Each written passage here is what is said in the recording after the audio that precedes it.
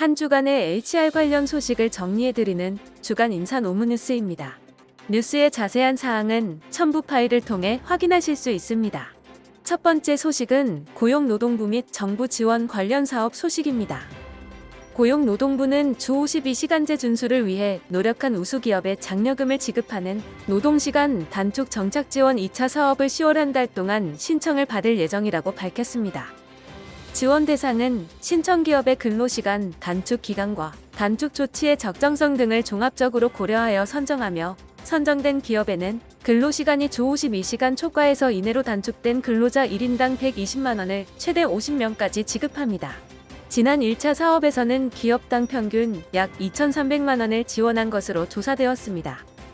지난 9월 23일 고용노동부는 1조 4,955억 원 규모 추가 경정 예산 확정되었다고 밝혔습니다.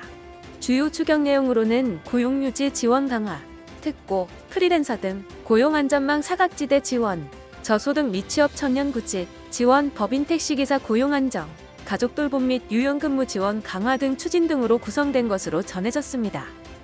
고용노동부는 코로나19로 가족 돌봄휴가를 사용한 노동자의 경제적 부담을 덜기 위해 가족 돌봄 비용 5일분을 추가 지원한다고 밝혔습니다.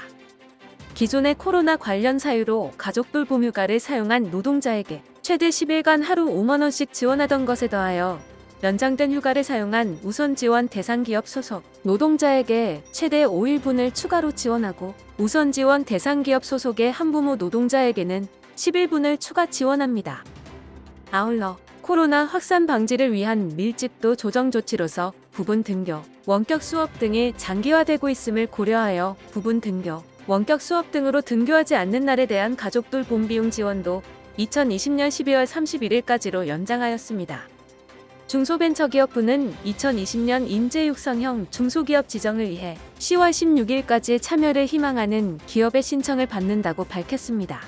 인재 육성형 중소기업이란 기술 능력, 연구개발 역량 등 전문적 지식과 역량을 갖춘 인재를 모범적으로 육성해 생산성과 수익성을 향상시키고 근로자와 함께 성장하는 우수한 기업을 말합니다.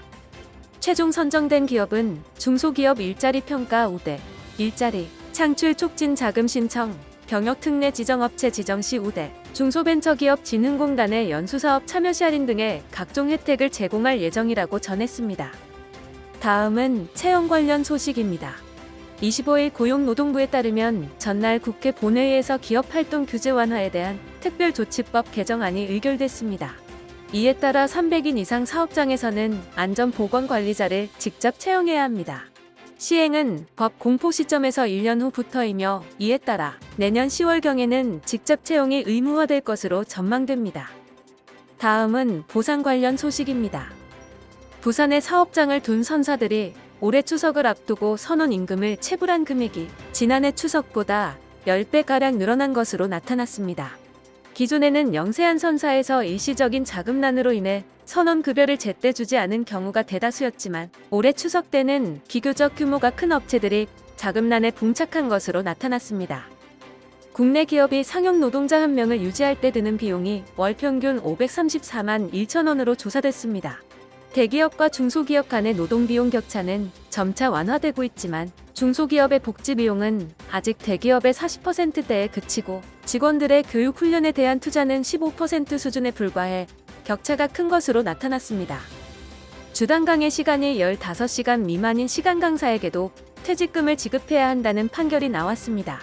퇴직금 지급 대상 기준인 소정 근로시간은 실제 강의 시간뿐만 아니라 강의를 준비하기 위한 시간과 행정 업무를 위한 시간 등을 포함해 실질적인 노무 제공 시간을 기준으로 판단해야 한다는 이유에서입니다. 다음 노동조합 및 노사관계 관련 소식입니다. 공공부문 비정규직 노동자들이 임금차별은 물론 명절상 여금까지 차별받고 있다며 비정규직 차별을 해결하라고 목소리를 높였습니다. 노조가 공공부문 비정규직 4,137명을 대상으로 조사한 결과에 따르면 비정규직의 절반 이상이 정규직에 비해 2에서 40% 수준의 명절상 여금만 받고 있다고 밝혔습니다. 다음은 조직문화 및 글로벌 HR 관련 소식입니다. 프랑스 정부가 배우자 출산휴가를 현행 2주에서 약 한 달로 늘리기로 결정했습니다. 내년 7월부터 새로 아빠가 되는 배우자는 28일까지 출산휴가를 사용할 수 있습니다. 총 28일 중 7일은 의무적으로 사용해야 하며 회사가 의무 휴가를 주지 않을 경우에는 벌금 약 1,024만 원이 부과됩니다. 기업들이 온라인, 전화, 메신저 심리상담 등을 진행하고 있습니다. 재택근무로 되면 접촉이 줄어든 데다 사내에서 코로나19 확진자가 발생하는 등 불안감과 우울함을 호소하는 직원들이 늘었기 때문입니다. 정부의 코로나 블루 질병분류 코드 지정 논의가 나오는 가운데 기업들은 비대면, 상담 등으로 심리 방역에 나선 것입니다. 코로나19 위기를 타개하기 위해 핵심 인재를 관리하는 기업이 늘어난 것으로 나타났습니다. 구인구직 매칭 플랫폼 사람인이 기업 340개사를 대상으로 핵심 인재 관리 현황을 조사한 결과 43.8%가 별도로 관리하는 핵심 인재가 있다고 밝혔습니다. 이는 지난해 조사 결과 대비 13%나 증가한 수치입니다. 다음은 노무 및 법률 관련 소식입니다. 고용노동부는 지난 9월 22일 외국인 근로자 재입국 특례제도 요건 등 개선을 내용으로 하는 외국인 근로자의 고용 등에 관한 법률 일부 개정 법률안을 입법에 고하였습니다. 주요 개정 내용으로는 재입국 제한기간 단축, 동일 업종 내 사업장 변경 시에도 재입국 특례 허용, 근로자 책임 아닌 사유로 사업장 변경 시 재입국 특례 인정 절차 보완 등이 포함된 것으로 전해졌습니다. 국회 환경노동위원회 고용노동법안 심사소위원회는 지난 23일 육아휴직을 2회까지 나누어 사용할 수 있게 하는 내용의 법안을 의결했습니다. 개정안은 코로나 상황으로 부모의 아동 돌봄과 일 가정 양립의 필요성이 높아졌음에도 현행법상 육아휴직, 분할 사용 횟수가 이래로 제한적이어서 실질적 육아 수요에 부응하기 어렵다는 지적이 제기된 데 따른 것입니다. 이번 주 주간 인사노무 뉴스는 여기까지입니다. 다음 주에는 더 좋은 소식으로 찾아뵙겠습니다. 감사합니다.